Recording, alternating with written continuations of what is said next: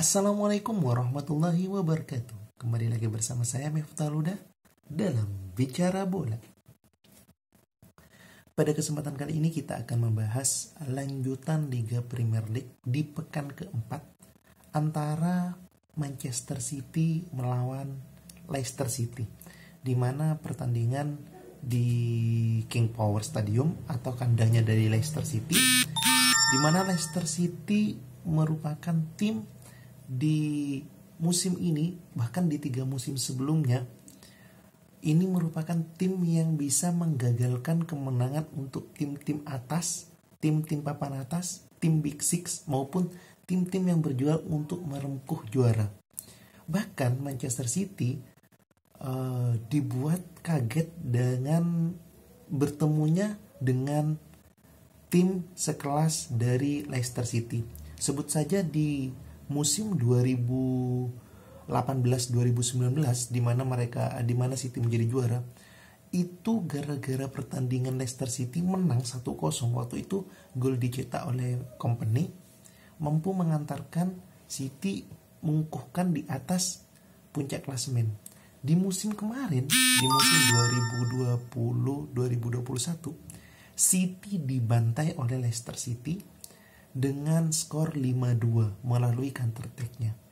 Yang baru-baru ini yaitu Community Shield, City kalah 1-0 terhadap Leicester City. Jadi Leicester City ini bukan klub kacangan, bukan klub yang bisa diremehkan seperti klub-klub papan bawah atau papan tengah, namun bisa menjadi kuda hitam atau bisa menjadi tim yang menyulitkan bagi tim-tim besar di Liga Premier League. Ya, kita tahu sejak musim 2018-2019 Leicester City dilatih oleh Brendan Rodgers, di mana Brendan Rodgers ini menerapkan strategi bertahan yang dalam dan melakukan counter attack.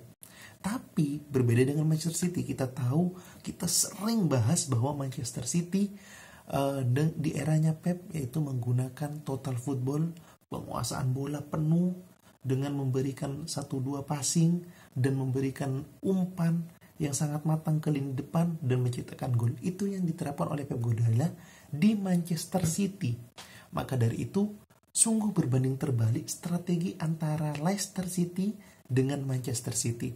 Tentunya Manchester City belajar dari pertandingan melawan Leicester City di Community Shield, karena kita tahu bahwa di Community Shield banyak pemain Manchester City yang belum padu atau belum bergabung dengan tim, dan juga Leicester City dengan counter attack-nya yang sangat mematikan.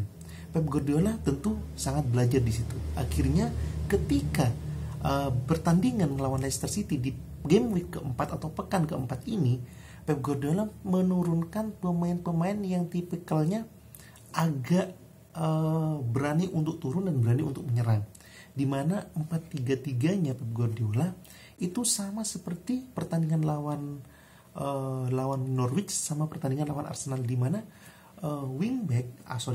mana wingernya atau dari sisi sayapnya baik Jack Grealish maupun Gabriel Jesus itu mampu untuk turun dan membantu pertahanan serta memberikan akselerasi di depan kotak penalti lawan. Itu yang diterapkan oleh Pep ketika menghadapi tim-tim yang notabene bertahannya sangat kuat dan kokoh. Nah, seperti yang dijelaskan tadi bahwa seorang Brendan Rodgers itu menerapkan pertahanan yang sangat kuat, yang sangat kokoh dan melancarkan counter attack, karena di situ ada Jamie Vardy, Alberton, terus Barnes, Maddison, itu cepat sekali larinya. Maka dari itu Pep Guardiola menaruh Rodri di lini tengah untuk sebagai breaker, untuk sebagai lapis pertama sebelum masuk ke pertahanan. Akan tetapi ada beberapa peluang dari Leicester City yang mampu tembus, namun tidak berakibat fatal atau tidak berakibat yang cukup signifikan untuk Manchester City. Berbanding terbalik dengan Manchester City, di mana Manchester City mengukung atau mengkongkong pertahanan dari Leicester City. Bahkan di babak pertama saja terjadi 2 scrimmage, di mana masing-masing scrimmage itu City nendang ke depan mulut gawang itu sebanyak 3 kali. Jadi kalau 2 scrimmage 6 kali tendangan, di mana rata-rata diblok oleh pertahanan dari Leicester City dan beberapa juga diblok oleh seorang kiper Kasper Schmeichel dari Leicester City. Sungguh kurang beruntungkah dari Manchester City atau memang pertahanan yang kokoh? Tapi Pep Guardiola sadar bahwa penyerangan 1-2 passing dari Manchester City di babak pertama berjalan sangat efektif, namun finishingnya tidak ada. Akhirnya di babak kedua Pep Guardiola tetap menerapkan permainan itu di babak pertama, tetap diterapkan di babak kedua dengan memberikan banyak pressing. Di babak kedua Bernardo Silva, Ilkay Gundogan, Ferran Torres, Gabriel Jesus dan seorang Jack Grealish itu mampu memberikan pressing di masing-masing posisi, sehingga mau tidak mau Leicester City harus long ball, dimana ketika long ball ada breaker di tengah seperti Rodri dibantu oleh Kyle Walker atau dibantu oleh seorang Joao Cancelo, sehingga bola terpatahkan, sehingga mampu untuk memberikan efek kejut ketika akselerasi dari Manchester City melalui lini tengah maupun lini sayap masuk ke pertahanan lawan. Terbukti ketika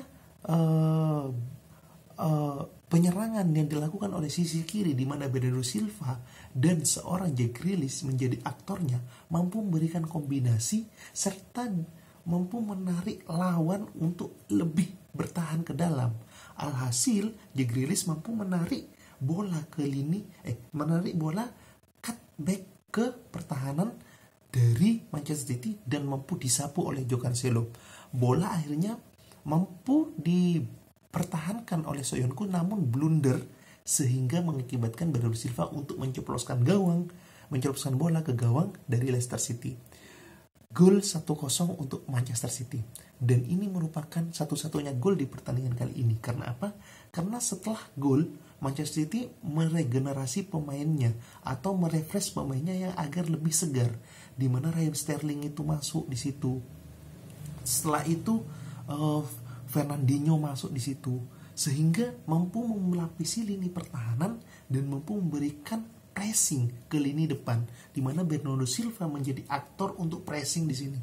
Saya kagum sama pemain ini karena Bernardo Silva 90 menit tidak henti-hentinya untuk berlari. Ini pemain gak ada udelnya ini kayaknya. Dan di menit-menit terakhir pun, di menit 90 plus, Fernandinho memiliki peluang yang bahkan menciptakan gol, namun melebar ke sisi samping sebelah kanan dari gawang Leicester City. Selebihnya Leicester City sesekali memiliki counter attack yang sangat mematikan, bahkan menciptakan satu gol namun offset.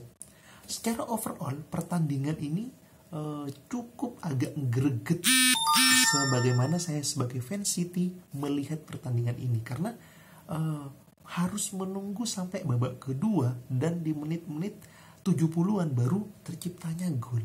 Padahal penyerangan City mulai dari babak pertama sudah menggempur habis-habisan. Akan tetapi sekali lagi tembok kokoh dari Leicester City mampu meredamnya. Apapun itu, ketika seorang pemain mampu untuk memberikan pressing kepada lini pertahanan dari Leicester City, pemain Manchester City mampu membobol tembok kokoh tersebut, yaitu dengan Bernardo Silva, pemain yang tak kenal lelah, yang tidak memiliki udil.